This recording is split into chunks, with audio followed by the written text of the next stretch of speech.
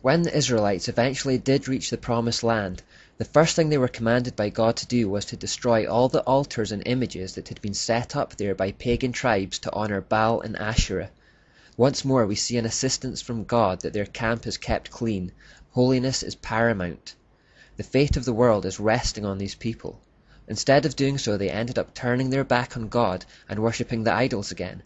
The lure of the gods that surround them and the culture in which they have been steeped keeps polluting and sidetracking God's people, and God is constantly disciplining them and drawing them back into Him. The battle between God and Satan for this people group manifests itself as a tug of war, where the Israelites are constantly rebelling and being restored. The determination of Satan to destroy the relationship the Jews have with God throughout the Bible is very clear. They were, after all, fast becoming the last barrier between him and total domination. He wasn't about to leave them alone. And at this point I want to introduce you to an absolutely vital point which will develop in the following parts.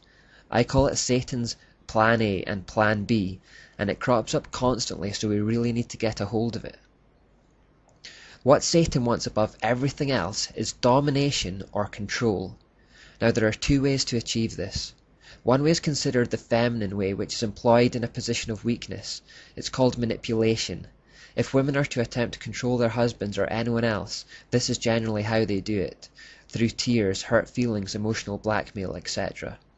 The second way of achieving domination is considered the masculine way, and it's employed when in a position of strength, and it's through violence or intimidation. This is generally how men control people, by threatening them with their strength.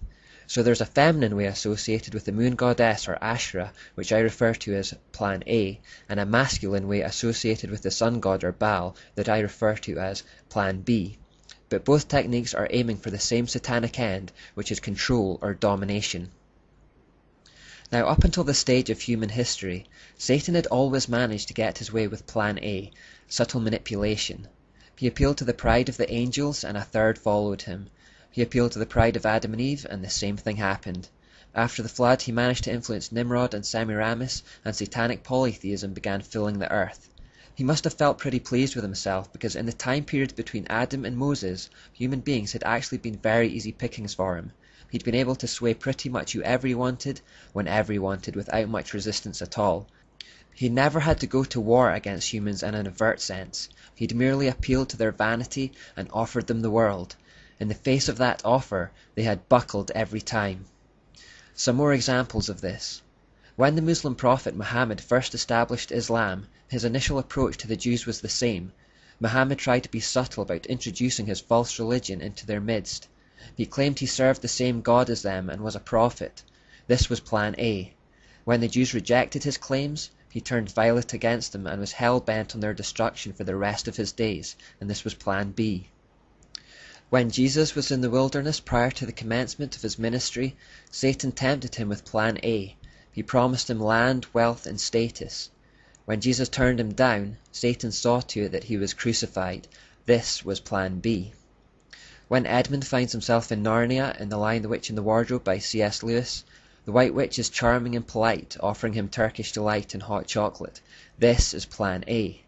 When Edmund comes to his senses, she goes after him, demanding his life, and she would have had it too if Aslan had not ransomed it. This was Plan B.